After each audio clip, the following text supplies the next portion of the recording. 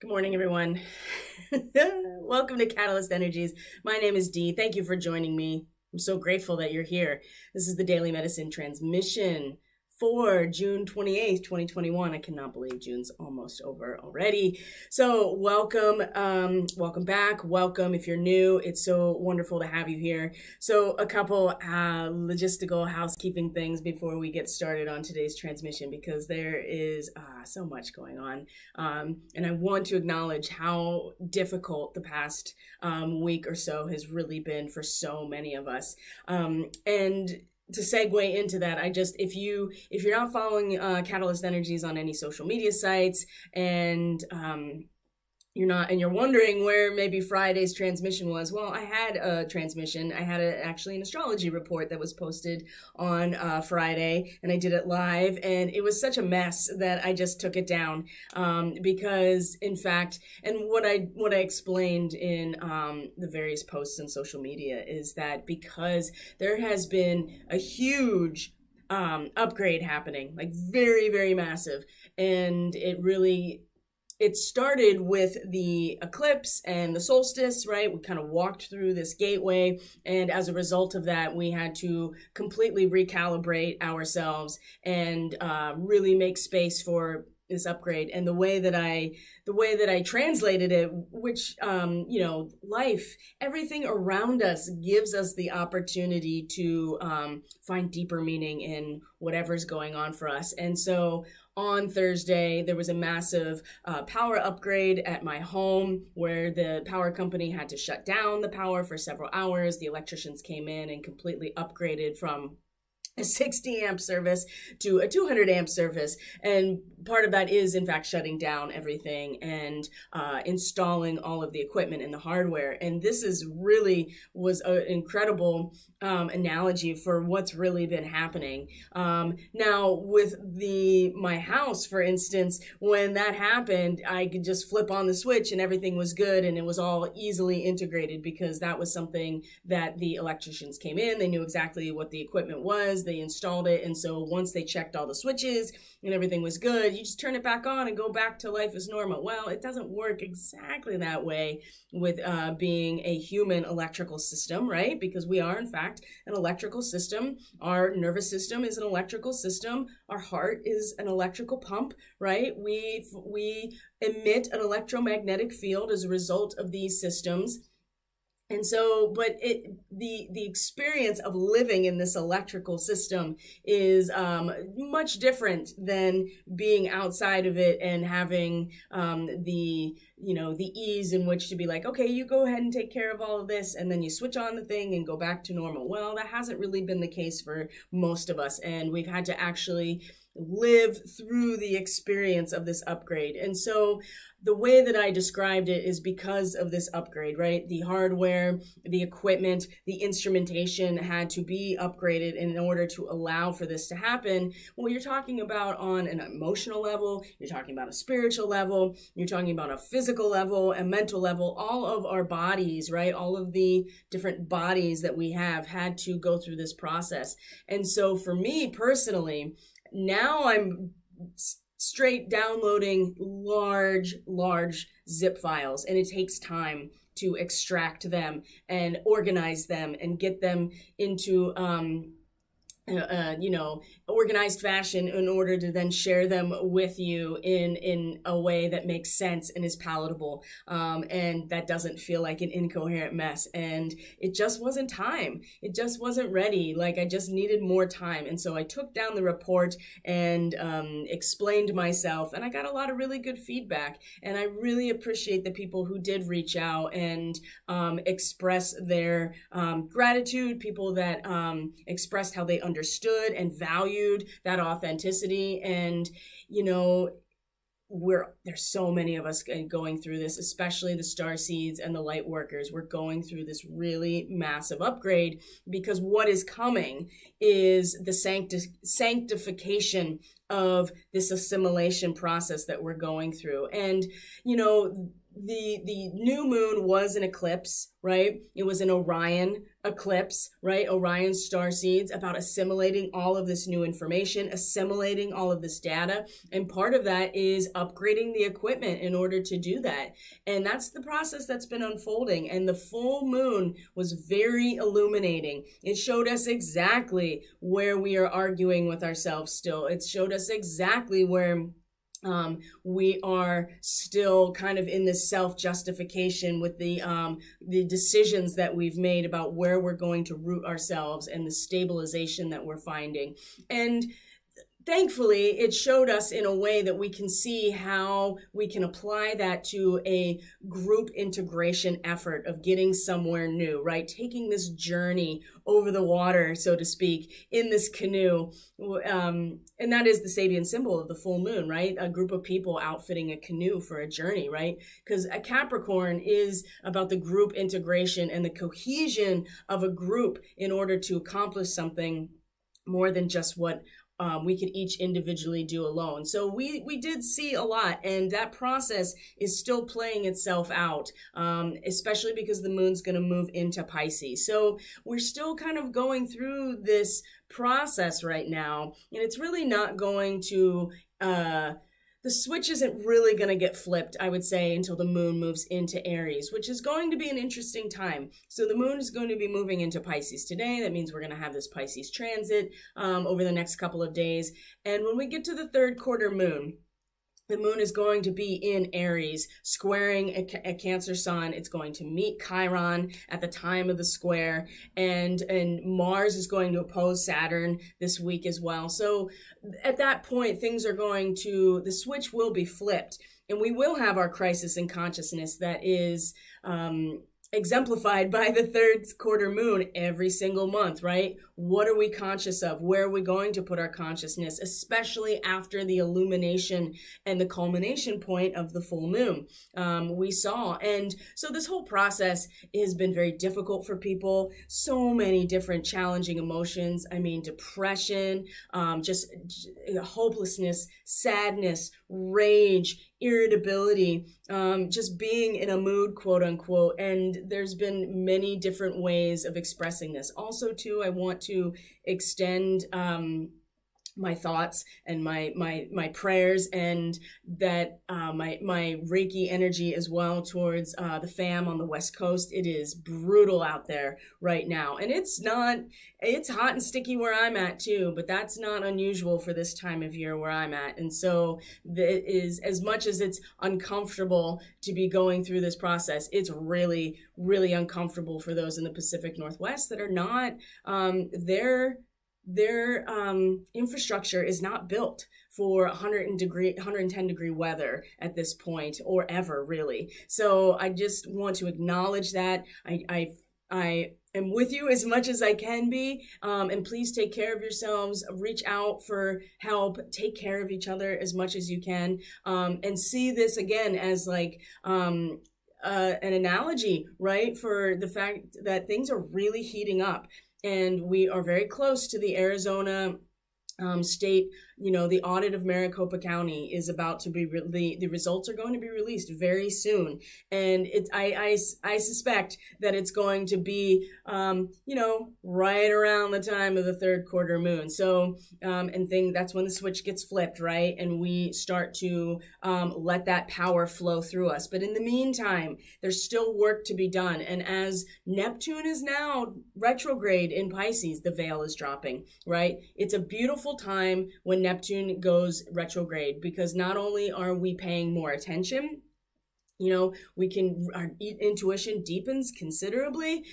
We are paying more attention to where we are in the soup of consciousness, right? That primordial soup, or that vibratory field that everything comes from. We're paying more attention to it. We're more connected to it. Retrogrades, to me, we just pay more attention to what's going on with that planet and what it stands for, what sign it's in, what house it's in for our personal charts. we're just paying more attention because the illusion that it looks like it's moving backwards really grabs our attention. And this is a time where we go back over. Now, the thing about Neptune is it's a transpersonal planet. It's far out, right? And it has a very long orbit in terms of years around the sun. And so it's going to be retrograde for half of the year. So it's less impactful on a personal level than the personal planets, for instance. And that's something to consider and to keep in mind. But this is, in fact, something that's going to impact us on a transpersonal level, something that is beyond just our individual lives, but is going to be impacting the collective. And the other part about Neptune retrograde, especially in Pisces, is that the veil is going to drop, and the false illusions that we may or may not have been operating under are going to become painfully obvious to us. And this is why it's so important that we've taken the opportunity, as painful and as troublesome and as confusing as it's been since this full moon, and really this whole lunar cycle. But we did know that this is about assimilating data, assimilating information in a healthy way, making sure our mental digestion and our spiritual digestion was strong and healthy, because we really need that in order to assimilate what is coming in. And it's a lot.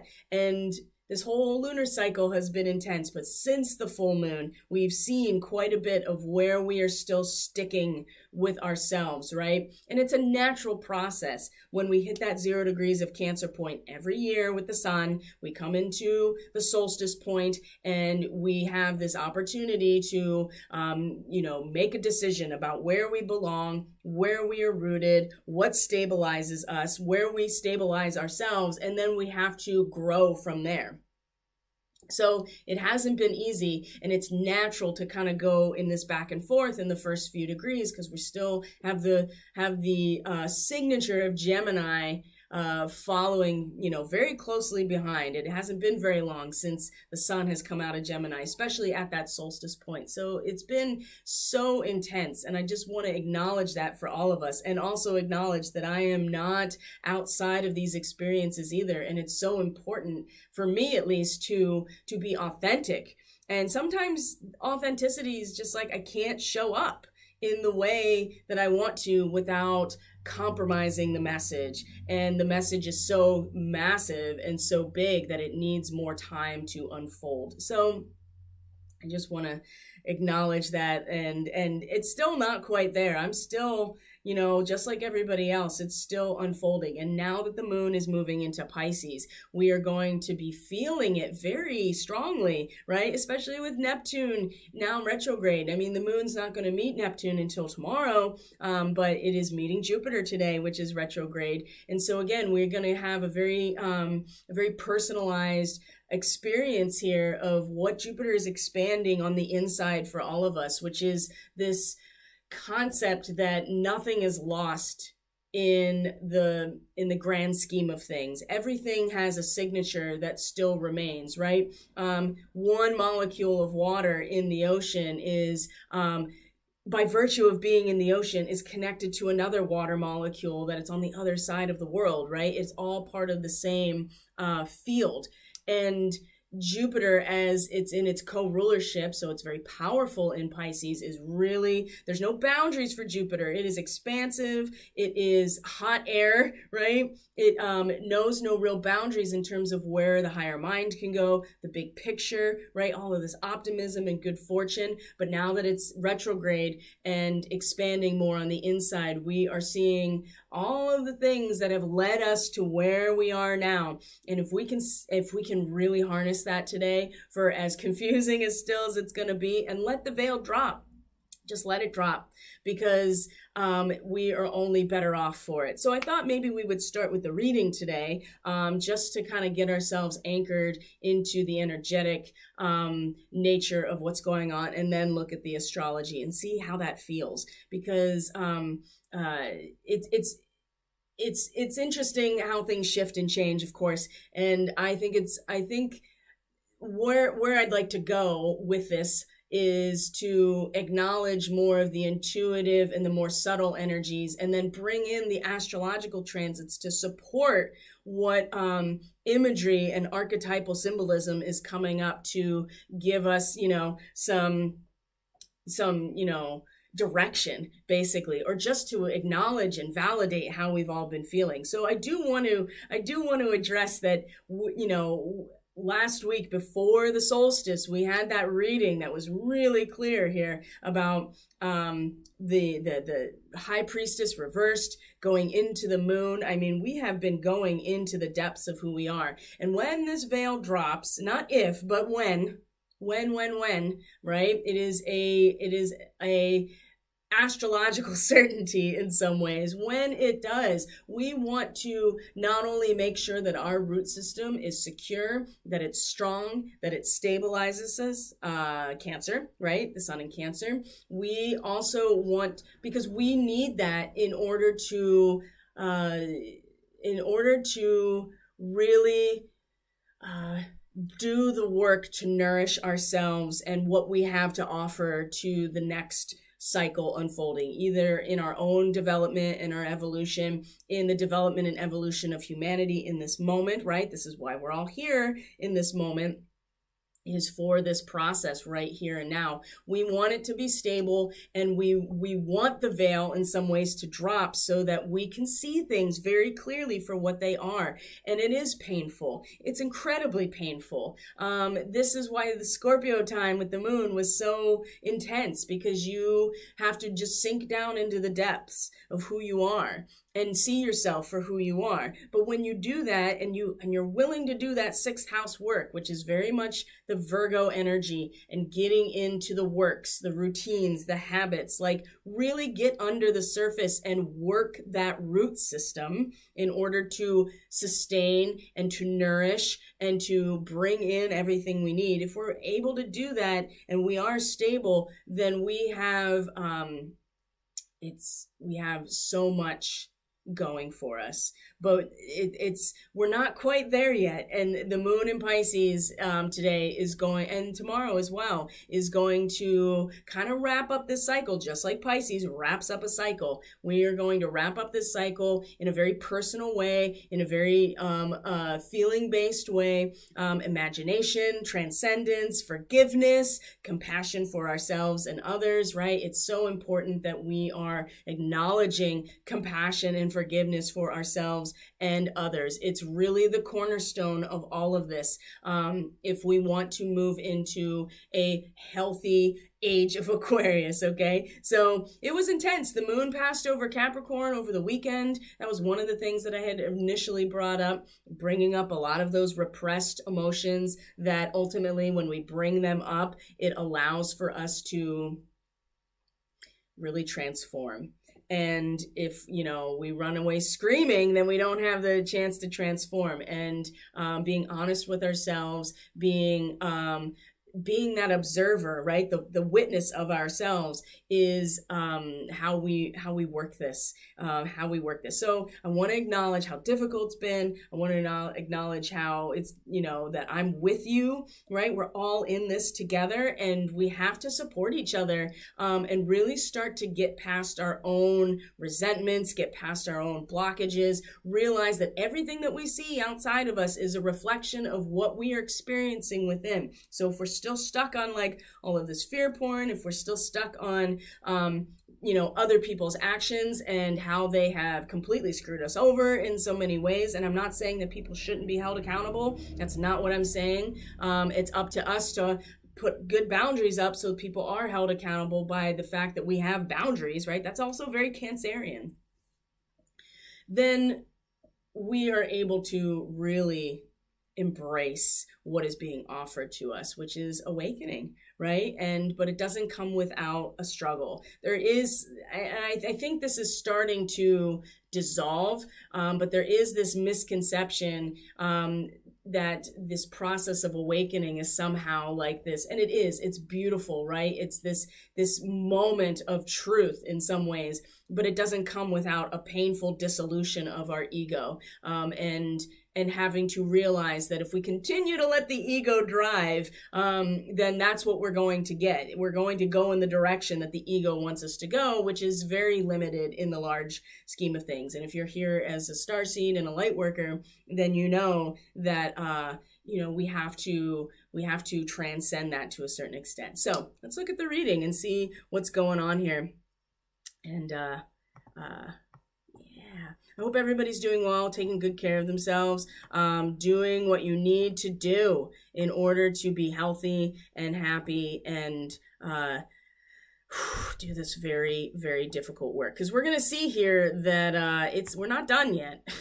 We're definitely not done yet. Okay, so first of all, let's just kind of look at this overview here that we have.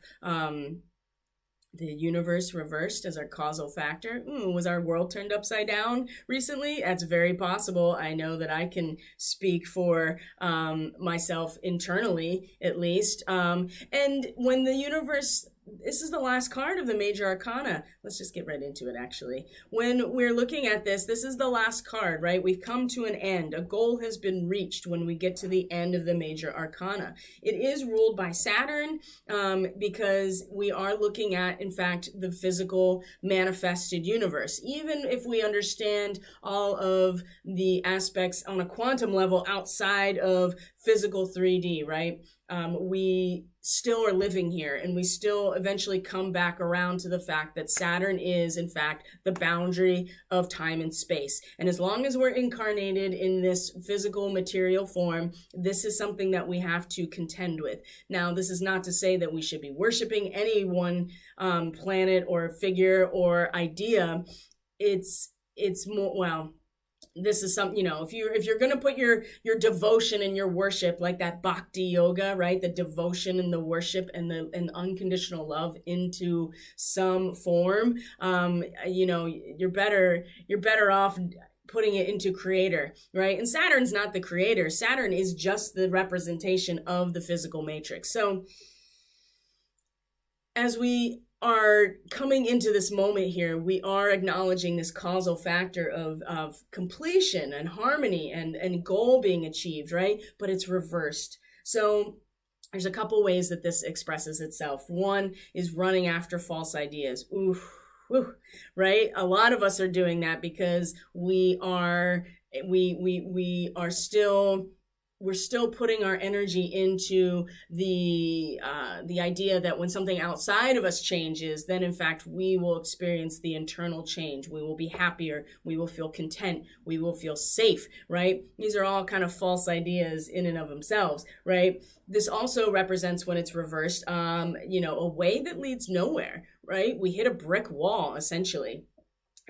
Or it's too early to reach out to the goal being achieved, right? There's still work that needs to be done. And I would say that, considering that our Hermit card, again, just keeps coming up and is our reasonable expectation of an quote unquote effect here, I would say that it is. We realize that there is work to be done. We haven't quite gotten there yet. We're not quite at the end of the line. And as much as we want to be, we're not there yet. And that's actually a good thing. That means that we have more space and more time in some ways to actually do the work that needs to be done. And it feels to me that the collective walked through a gateway with the solstice and with the eclipse, right? The eclipse set the tone.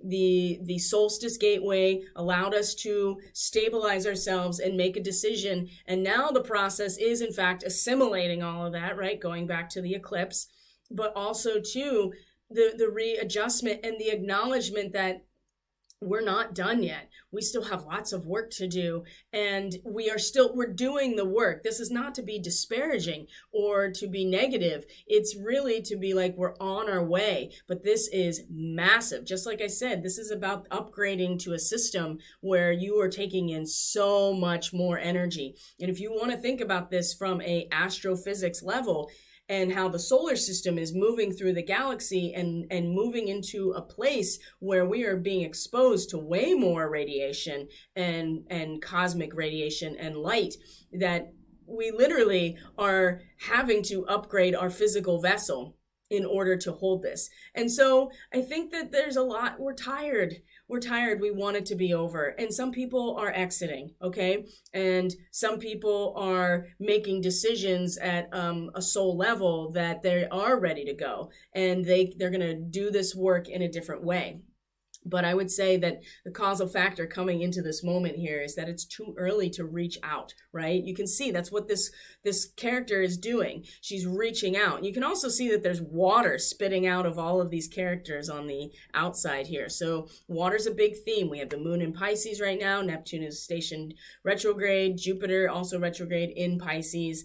And in the reading too, we have quite a bit of water in terms of where our power is coming from, which is our feelings, right? It's our spiritual nature. This is where our real power comes from, not in anything physical. And maybe that's the false idea that we are bumping up against and realizing we have to renegotiate with ourselves.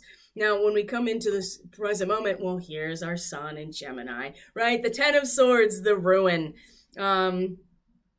And you notice in the reading itself, this is exactly how it came out. It's facing towards that universe reversed, right? So the 10 in all of the suits, as we know, is a completion moment. The cycle is completed and turning back around at the very same time, right? At the very same time. Simultaneously, the cycle ends and begins because it is in fact a cycle. I know that my screen of my face is very small, but you can see that it's about the cycle. The sun in Gemini is this idea that eventually endless analysis, endless thoughts, endless, mental perspective is going to lead to hopelessness, right? We eventually have to make that decision, right? The sun in Cancer. So I think a lot of this energy has been focused on where we're not getting to, right? The false ideas, trying the way that leads nowhere. And I would say that has a lot to do with the mental perspective. Now, this is especially difficult because Mercury is now stationed direct in Gemini. So the mind is starting to wake up. It is starting to move forward. It is starting to, do what the mind does, which is analyze, which is interact with information, which is absorb knowledge, absorb data, and eventually analyze it, right? That is what Virgo is really all about, is the analysis, which is where we're headed. But this energy of constant analyzation, this constant just mental chatter, and all of the energy that goes along with this Gemini and the ruin is really focused towards, and has been focused towards, where we're not getting to. And so we'll return to the origin, right? And we saw this last week in some ways with, I guess that you didn't, because I took it down, right? The Ace of Swords at the heart of things, right? This new idea, right? The origin of a new idea. So we will return to the origin. That's the beautiful thing about the 10. For as much as it is about ruin, it's really gives us the opportunity to move back into a new cycle. And so the transformation potential here is very high, and realization and wisdom through pain and loss. And I think that the wisdom through the pain and the loss being directed at the running after false ideas. There's been a lot of, and there's been many people who benefit from continuing to lead us down a trail of false ideas and false narratives, and a path that leads nowhere. And we've been talking about this pathway, the path's unknown. And if you keep going down the pathway that you're familiar with, you're really not going to learn anything as well. But I also feel like that we have been led down a path that actually has been leading nowhere. And now we keep trying to make sense of it in our mind, and we get to a point where we can't. It's just the mind can only take us so far, and we've had to make a decision, right? And this is where the solstice came in. And we did make a decision, and collectively. And now it is, we are adjusting ourselves as a result. But this ruin, right? This constant analysis that leads this to this place is really directed on where we've been, okay? Now, what is really fascinating here is the Six of Forces. This is what's running under the surface. This is the background program, the subconscious. Remember, the subconscious is really where manifestation comes from. It's not our conscious mind, right? And even our conscious mind just doesn't come out of nowhere. It comes from our subconscious, right? This is where direction and our attention it flows to based on what's happening under the surface in our subconscious. So the Six of Forces and the waterfall is this incredible emotional, intuitive, spiritual energy that will literally shape the landscape around us with its power, right? And it's never ending. It's not like the waterfall ever turns off. The only time that you would see something like that happen is if the source of the water dried up completely over time. And it's not that that's not a possibility, but right now that's not what we're seeing. We're seeing a force, right? A literal force of emotional, spiritual energy that will shape the landscape and is unending, right? And it's a time of deep, very deep thought and even deeper emotion. So this is running under the surface in the background in our subconscious right now, and it's expanding, right? The pool of intuitive energy, right? Just like the waterfall itself, as it shapes the landscape and makes the pool deeper, it allows the collection of more and more of this water in this place. And what is collected water in a container if not Cancer energy? So, and Cancer is where we are able to develop our own personal intuition and our own personal psychic power. So we see here that despite the fact that at the heart of the moment, we're really still kind of addressing and getting over where we've been and how it's gone nowhere in some ways, or that the work isn't quite done. And the thoughts that eventually led to a place where we have to let it go. At the root here, there's an incredible amount of spiritual power that we have access to. And as we focus on, our conscious attention here is the Two of Forces, which is the willow. So we're talking about stability. We're talking about, at the same time, flexibility, right? The willow is rooted. It's rooted on the banks of this stream or this river. And so it has access to everything it needs. Now keep in mind, root system. This is really important. This root system stabilizes us. It allows us to gather what we need from the ground, right? So water and nutrients. But the willow also has access to the sunlight, so it's getting the sun as well, and getting the energy and the photonic light that allows photosynthesis to happen. And it's showing us that we're really focused here, and our attention is really focused on our strong foundation and this really calm power, right? And it's because what is running under the surface is this incredible power source. And then it allows us in our minds, right, in our conscious awareness, to be stable, to be calm, but also to be flexible and draw from the waters of our soul, right? Draw from the waters of our soul, because it's an unending source right now, and stand confidently in our truth. This is a really powerful moment, especially with the moon in Pisces, because that is the water of our soul, is the Pisces energy, and tapping into it. And the moon is very familiar with Pisces. It's the water within us is the same as the ocean, right? And the moon, in fact, is the object that manages the rhythm and the pulse of the ocean. So there's a strong connection that we can make here. But this is really about how we project out, and our conscious attention flowing out into this very stable and calm, but very powerful position of being rooted to who we are and our power source, and being able to draw up from that.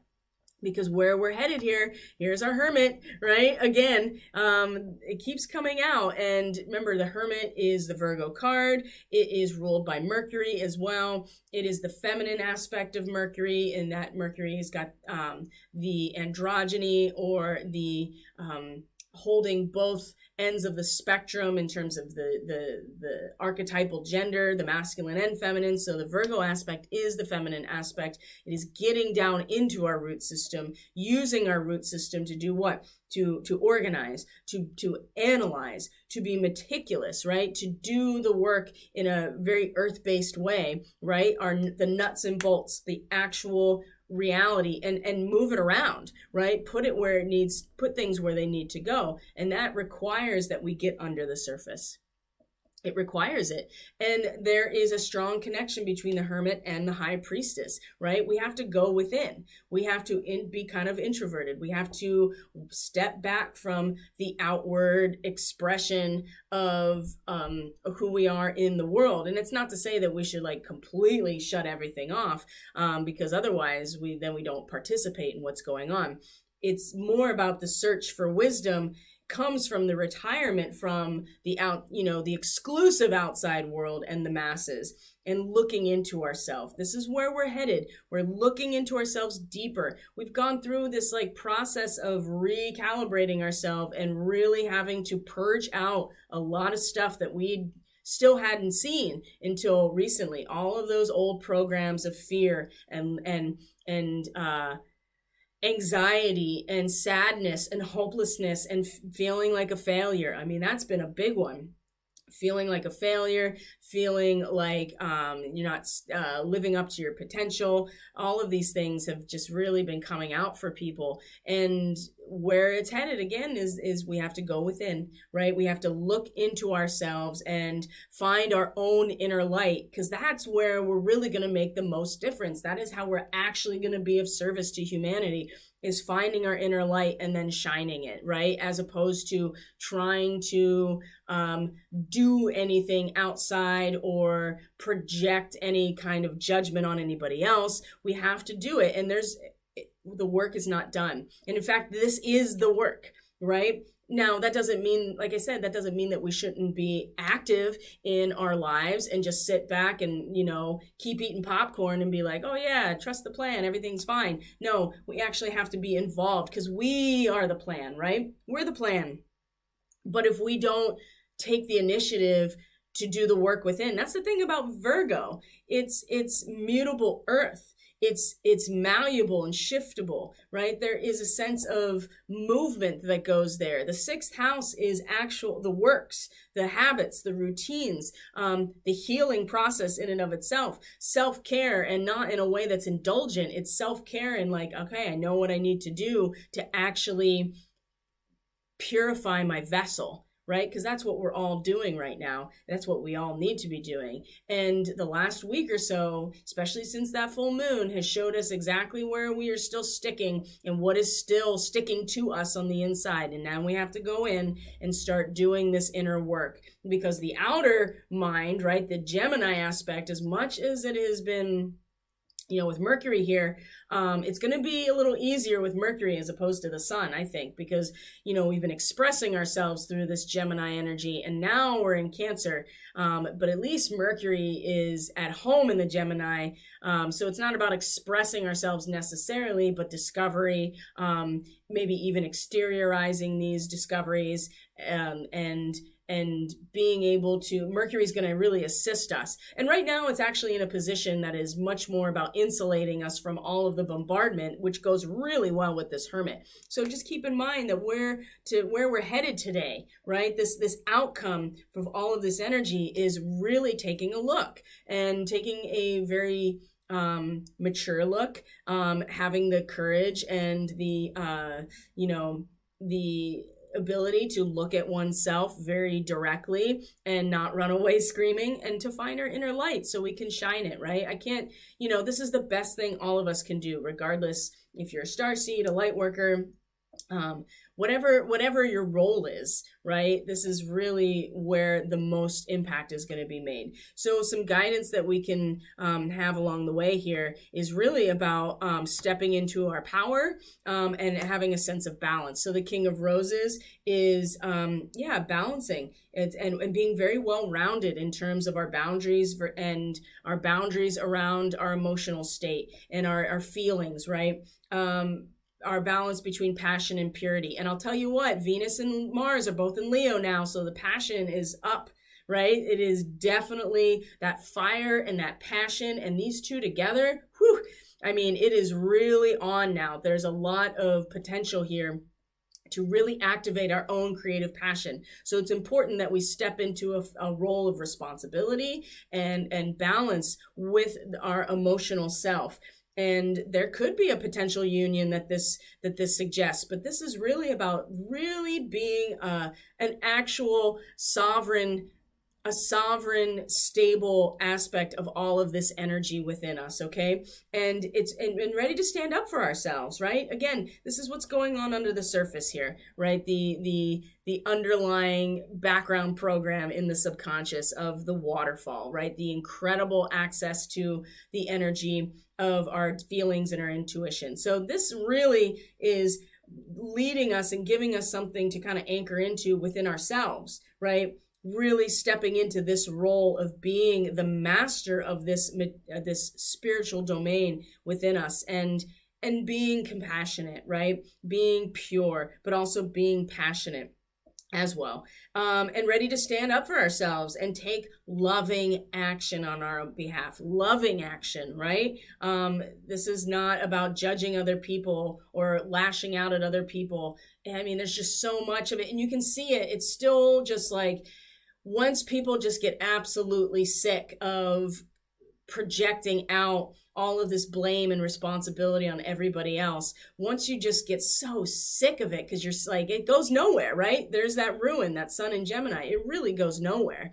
And there is resentment, and there is kind of like this anger of just like, you know, and it's gonna be a lot bigger, a lot bigger. And people on the whole, you know, not just us, but people on the whole are going to have to really start going within and really examine themselves. So this is saying that we can, you know, step into this role of being sovereign, being well-rounded, and taking loving action on our own behalf. Now, the grouse is about getting into the rhythm and pulse. And this says express yourself through rhythm and movement by drumming and dancing, but it's surrendering to the pulse of natural rhythm. And the best way to do that, honestly, is to do things like drumming, like dancing, moving your body. And actually, we see the kiwi as well, which is about the walking meditation.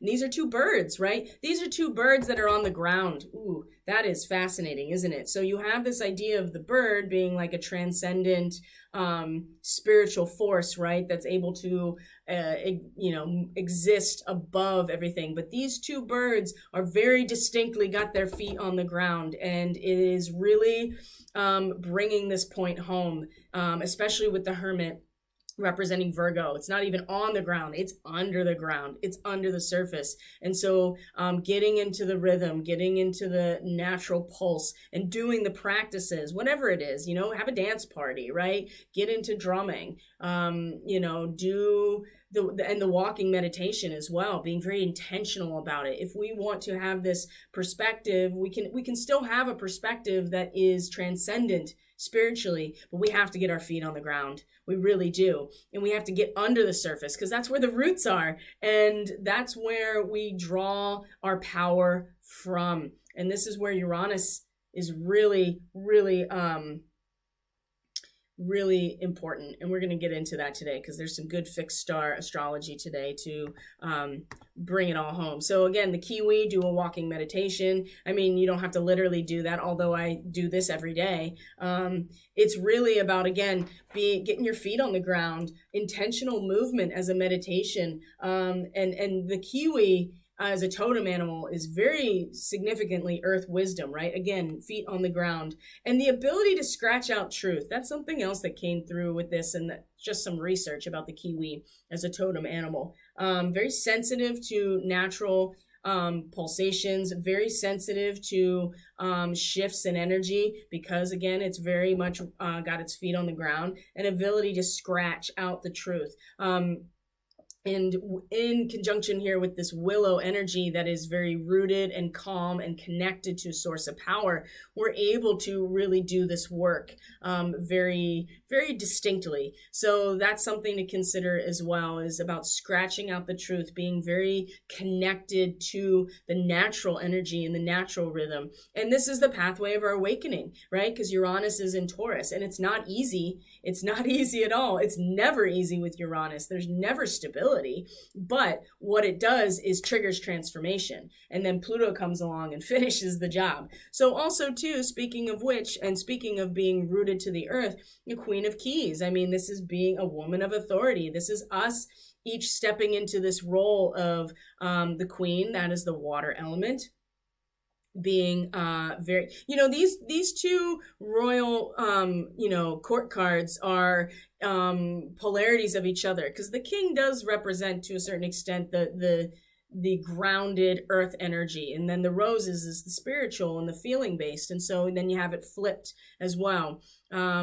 So in terms of where our attention is, where our conscious awareness is, how we're expressing all of this energy and putting our attention, it's really about using our emotional self to be grounded, and being confident in what we have and who we are, and to celebrate the success of others rather than pulling them down. And that doesn't mean that we, again, shouldn't be holding people accountable when it comes to our own boundaries, right? But at the same time, we don't want to keep pulling people down or trying to, destroy them because we're not confident. We can be confident, emotionally confident in the world around us. And the Kiwi can, again, and the Two of Forces, of course, is also suggesting here about being confident, being calm, but very powerful. And the Queen of Keys, she knows who she is. She is very aware of what she's responsible for, and she's very delighted in it. Look at her face, she's smiling. She's looking out over her kingdom and taking it all in a very grateful way. And that gratitude practice cannot be overstated. But again, getting our feet on the ground and getting into the work of the nuts and bolts of our life and within us. And that will naturally start to unfold outside of us if we start there. So that's the reading for today. So let's look at we're going to look at the chart and kind of get a sense of what we're looking at here. So let's see if I can. All right, guys. All right, there we go. Can we see that? Yes, we can. All right, so here's today's chart. Today's the 28th. I'm gonna move to right this moment. Okay, so we have the moon. It's still in Aquarius, okay? 27 degrees Aquarius. Fun fact, this is the natal moon of the United States, is 27 to 28 degrees Aquarius. The Sabian symbol actually is,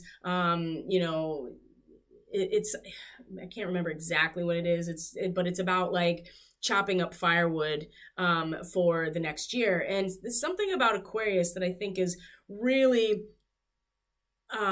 glossed over, I think, personally. You may not feel that way, and you may know other astrologers that really seem to connect to this, is that the mastery of Aquarius comes back around when we reconnect with the natural world and our natural potential and the natural energy. Because Aquarian it's innovative, right? It's the future. It is outside of the box. It's revolutionary and rebellious, right? It is something that is outside of the realm of the normal, quote unquote, right? Because it's how we evolve, and we don't evolve unless we are able to conceptualize something outside of the normal.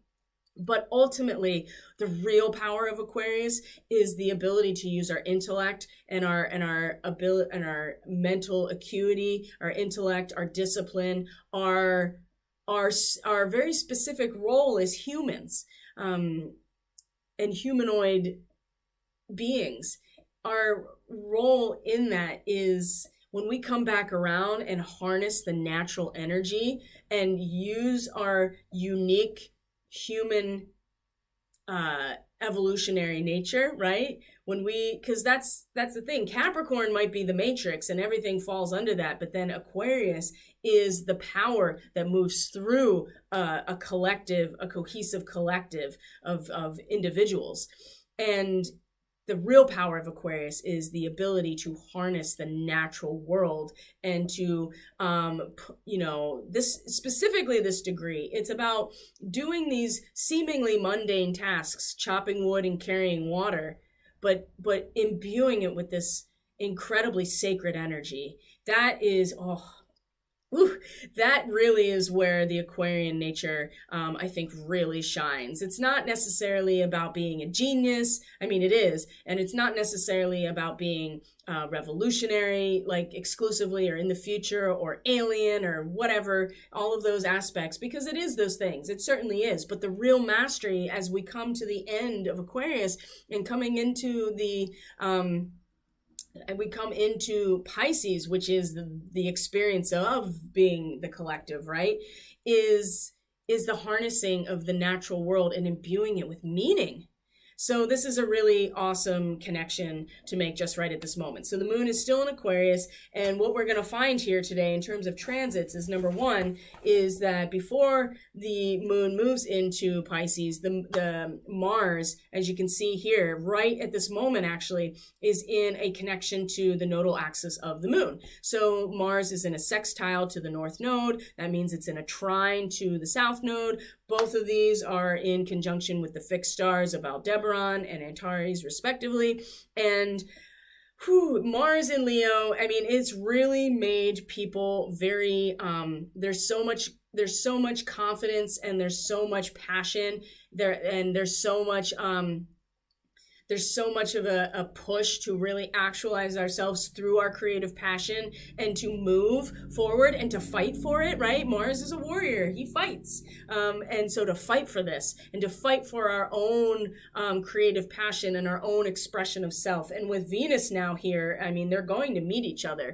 And this is really just active. I mean, Kundalini activation in the most natural but intense way you can imagine. But in the meantime, but Mars here in this sextile, right? What's that sextile? It is the 60-degree angle that is an investment, right? It is the two triangles imposed upon each other from, one is upright and one is upside down. They are superimposed. It's the Star of David, if you want to think about that. And it is, in fact, the natural act of union, right? When we bring those aspects together and invest them in each other in order to create something and to harmonize with this energy. So Mars in a sextile to the north node today, which is still pulling, I mean, we're still here in this new territory, right? We are being pulled into new territory.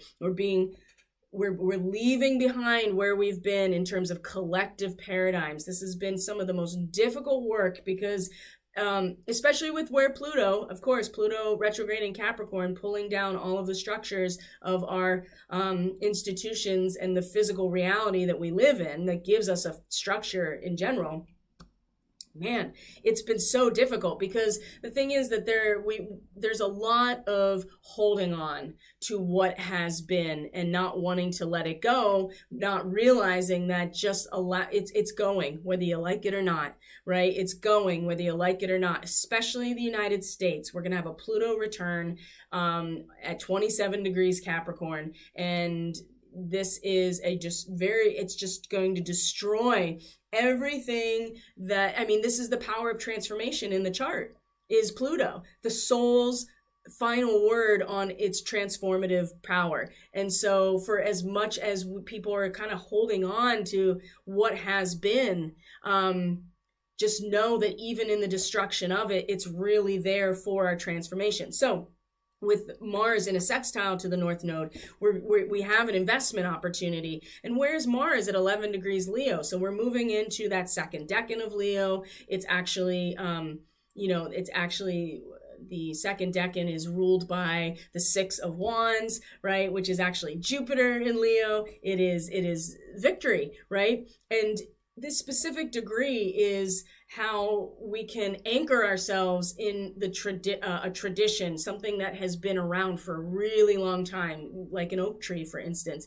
And then it's a swing. It's a swing on an oak tree, right? And so our consciousness as a child, like this childlike, innocent, creative nature that Leo represents, has something to anchor to as it's swinging around kind of wildly. And so Mars, has all this momentum, right? It's the momentum that's pushing the swing. And we're just like yay, this is really fun. And Mars, and it, is about fun. Mars, for all the fighting that it does, it definitely wants to have fun in Leo, right? It wants to express that part of himself.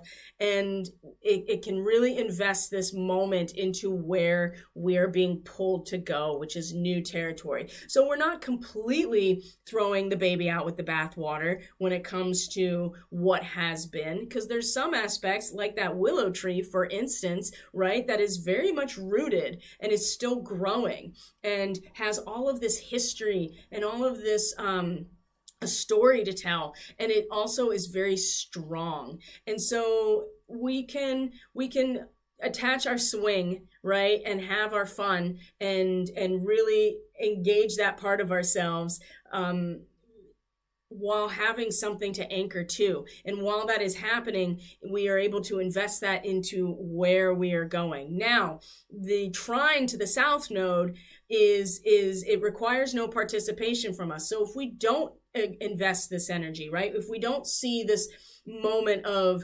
harmonization that we can, capitalize on in some ways, then we are going to allow where we've come from. And we can do this too. There's nothing wrong with where the south node is. It's the momentum that pushes us forward. Again, there are aspects of the collective paradigm, especially when it comes to trusting and returning to the body and the innate, right, to actually anchor us, the innate, the body, right? The tree is the body, right? We can hang our swing on our own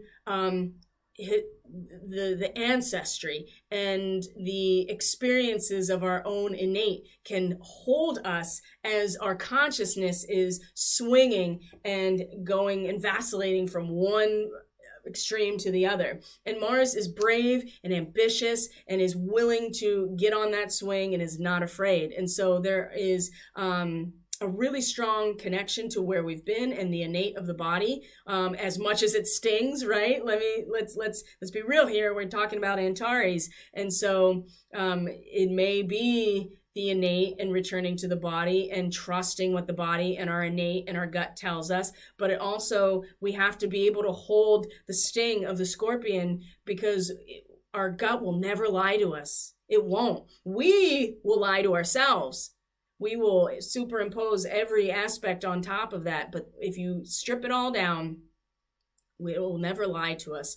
And so that's one way we can look at this. And then we can take that and invest that energy into where we're going, right? Into these new, because when you swing like that, you get new perspectives, right? You go higher and you're like, oh, I see things from up here. Oh, I see things from back here. And you see that there is somewhere else to go. And if you swing really high on a swing and you get up there, right? You're just like, whoa, I see things from this whole different angle. And you're like, oh, I can go, there's somewhere else to go. So that's something to consider as well. But we don't want to be so entrenched in where we've been that we don't allow ourselves to go into new territory, right? And sometimes we confuse our innate with our survival instinct and being afraid of going down a new path. And this is why the South Node, it's important that we realize we have to let go of these old paradigms, collective paradigms of belief systems, but we don't have to give up everything. We just have to let go of everything that has been built up around that over time. So the moon will then, and this is right now, right? This is happening at this moment. So then we have the moon moving into Pisces today and is going to meet Jupiter. Is also going to be, you can see here, is in a quincunx to Venus. Venus is also in Leo now, and it's getting pretty spicy, isn't it? This is great energy for people who are partnered and in a romantic and sexual nature, especially with Mars. Mars is the co-ruler of Scorpio, right? Scorpio is intense, yearning to merge, and that is definitely a sexual energy as well. It doesn't have to be, but that's part of it. So if you're in a partnership and you're in a partnership where you have sexual intimacy, for instance, and it doesn't have to be this way, but what I'm saying is it really is going to step this up quite a bit. But this quincunx here with the moon, right, that 150-degree angle that we have to adjust ourselves, right? You're trying to smash this square peg into a round full hole, and you're like, it doesn't fit. And we're like, okay, well, I guess I got to shave it down, or I just got to find a square hole or whatever. We have to adjust ourselves in this moment. It's an opportunity. You don't have to, but you're just going to be banging your head against the wall or trying to put this square peg in a round hole and being like, why doesn't it fit? This adjustment moment here with the moon in Pisces and Venus in Leo, which is, like I said, it's getting spicy, right? Venus in Leo is the strength card, is the lust card in the tarot, right? The passion card. She is passion. She embodies passion, and she attracts everything to her in terms of what she's passionate about when she's in Leo. But this degree of Pisces, let's be very clear about what this degree of Pisces, 2 degrees of Pisces. Well, actually, here, hold on here. Let's move a little forward. No, see, that's what I thought. She's not really here we go. So we're going to meet Jupiter at the very same time as this quincunx is happening. So that's very fascinating. So again, it's the expansion, right? And it's the field of the signature that exists in the entire field of consciousness, right? The petrified rocks, the fossilized remains of what has already come that is never, you can never get rid of it. There's always a signature of the past, and there's always something left behind to show us where we've come from. And so the moon meeting Jupiter, so we're going to have this expansion into this area, and then the moon meeting Jupiter is expanding on our emotions and how we feel about it. Wow. And the quincunx to Venus, 3 degrees of Leo, is this moment of independence, right? Like, wow. Yeah, because Venus wants to be like, you know what? I don't care what you say I have to be. I don't care what role I'm supposed to fill. I am who I am, and I will be exactly who I am. And I will be independent of whatever label you try to put on me, especially if you're trying to put me back in a box of where you think I belong. Venus is like, nah.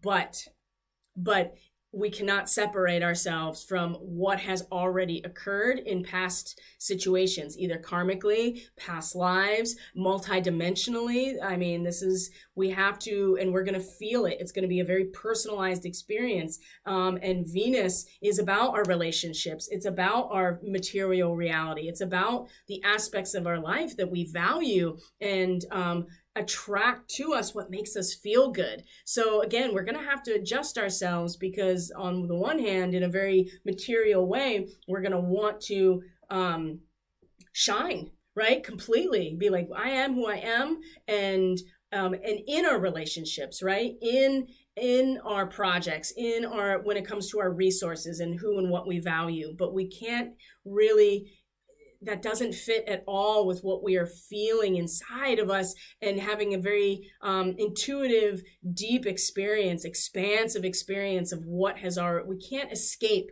what has already happened, right? And it's not even about escaping. It's just that it doesn't go away. We have to acknowledge where we've been and the remnants of what has already occurred and exists in the field, because that is what really Pisces is about, is that everything that has transpired comes to a culmination point in the 12th house in Pisces. So again, we're going to have to adjust ourselves. It's not that we can't express who we are and we can't find ourselves being independent of all of the aspects that that society tries to impose on us, but we also have to acknowledge everything that has transpired to lead us to this point. We can't completely bypass this. And so this adjustment today will need to be made if we want to not feel completely frustrated, or if we don't adjust ourselves consciously, that wild card energy comes in and does it for us. So that is a pretty strong energy for today as well.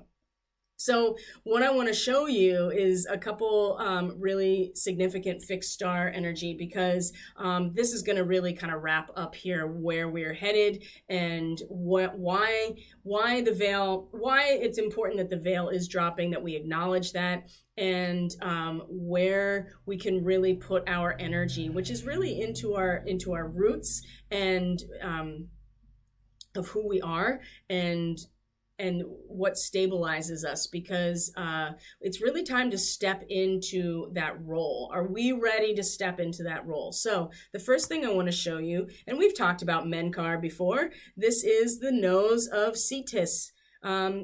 Here's Cetus constellation, right? The sea monster or the whale. Menkar, fixed star Menkar, is the nose of the whale, right? And so what is interesting about this? So let's talk about this. So what is in conjunction with Menkar? Well, Uranus is now getting into this territory. In fact, it's very close to an exact conjunction to Menkar. So Uranus is the planet of our radical transformation. It rules Aquarius, so it is innovative and outside the box and futuristic, but it really is what turns everything on its head so that we snap out of it and actually wake up. Right? Uranus is the collective third eye, and it's the higher octaves. That's, I've heard many people refer to it, the higher octave of Mercury. So Mercury is the individual mind and our nervous system. Uranus represents the collective's nervous system, right? The ability to harness the energy of the collective together.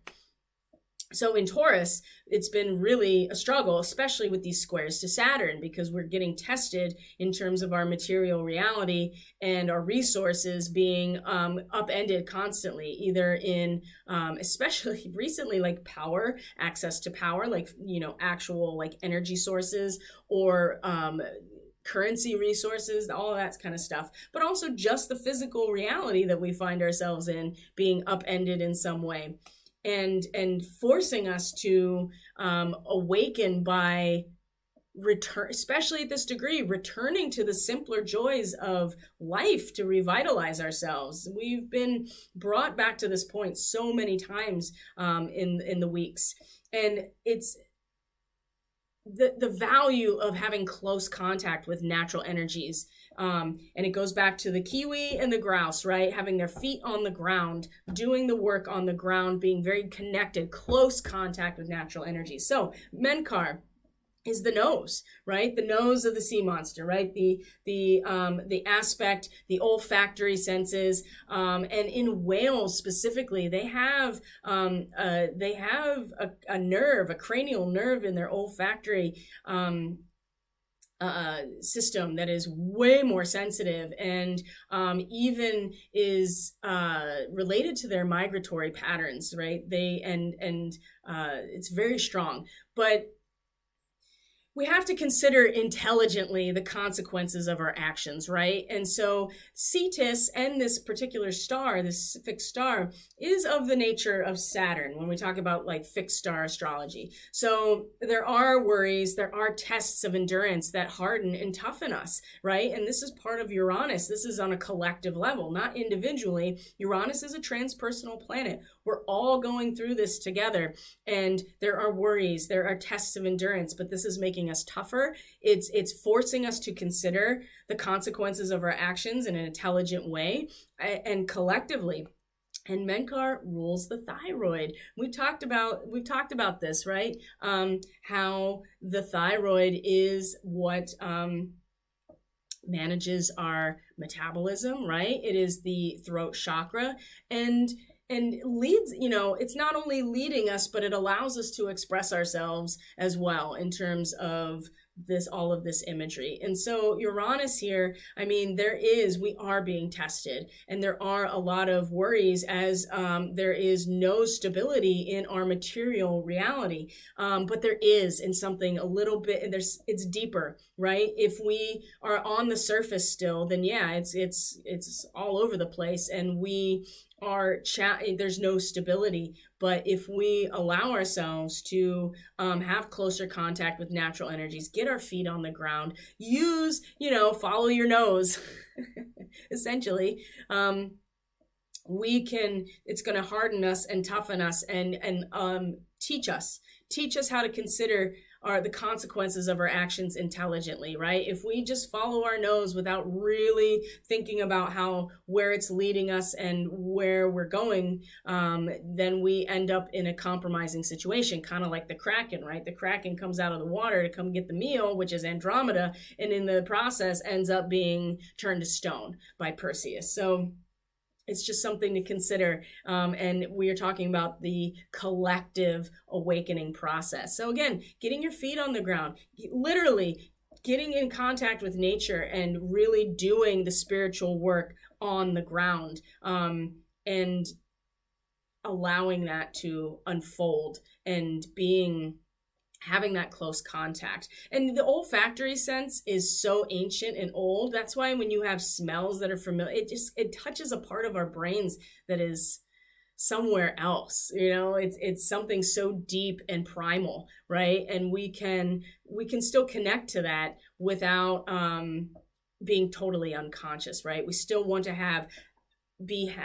be conscious of what we're doing, but we also want to allow that part of ourselves to connect right into natural energies, simple pleasures, right? And then the other fixed star energy, this is really interesting, and this is where we're going to wrap up, is Denebola in the Leo constellation. Denebola is here in the tail of the constellation of Leo. And since we do have Mars and Venus in the zodiacal sign of Leo, this is really coming out strong too. Now, Denebola, what do we know? Well, first of all, what's in connection here? Well, it's Vesta.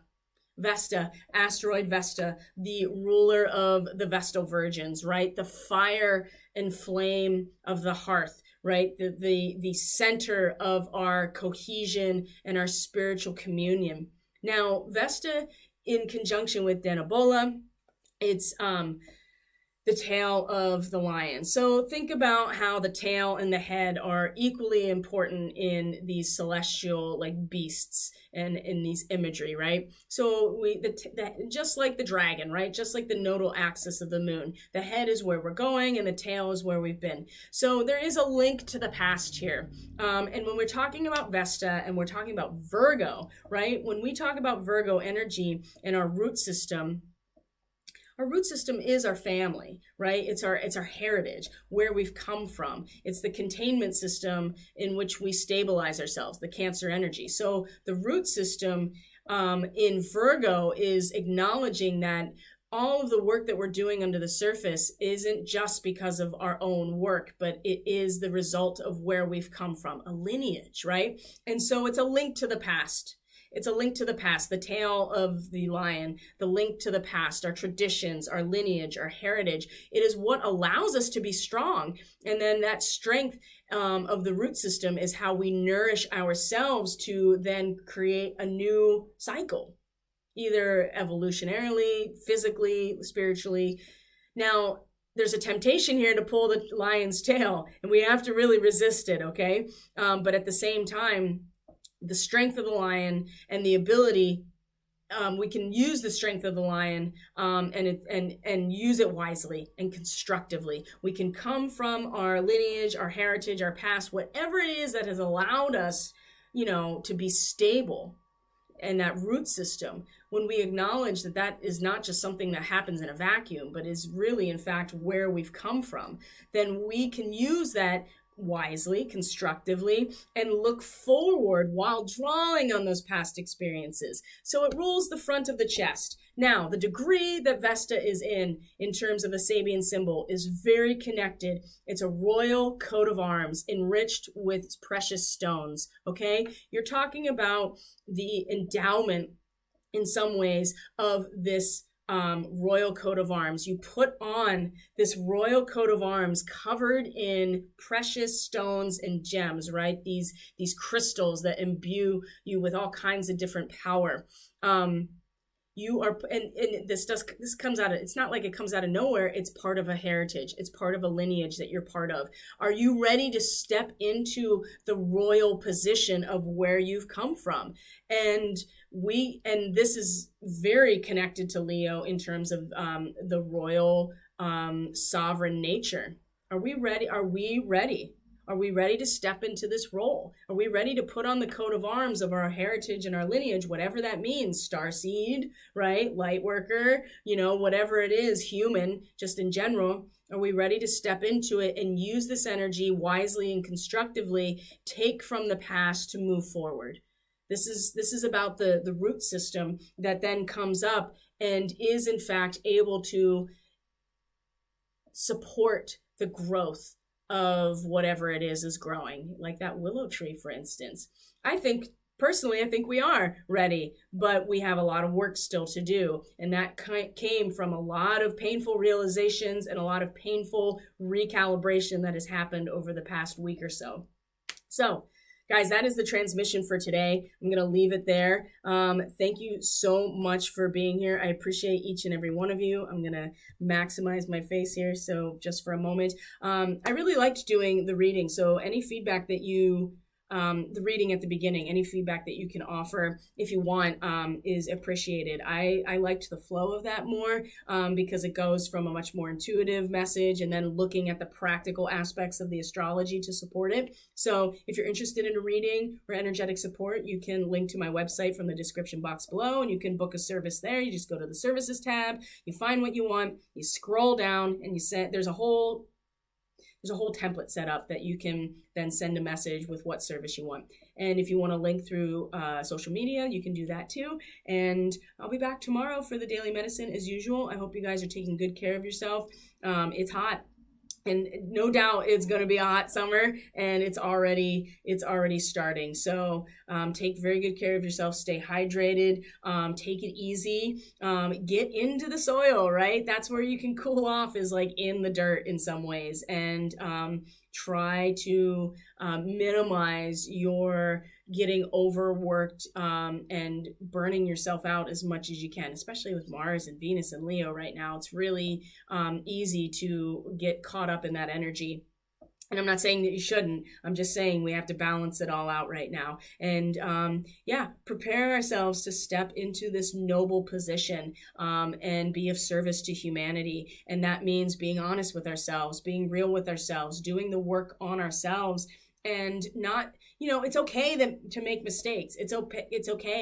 It's okay if we've been going down the wrong path. The important thing is if we realize it, that we realize it and correct it. Course correction is important. And we have to be worthy of putting on this royal coat of arms. And I believe that we are, but we have to let go of everything that has been holding us back. And most of it's emotional and self-sabotaging types of perspectives, and get down into the soil and really work our root system of where we've been. And this is especially important for the star seeds, and this is why this is my main focus, is getting star seeds on board with their mission and helping star seeds understand their own lineage better so that they can utilize their particular skill set that they came in with on purpose in order to enhance their trajectory, enhance their role. So I love you guys. Thank you so much for being here. I'll see you tomorrow. Take care of yourselves. Bye-bye.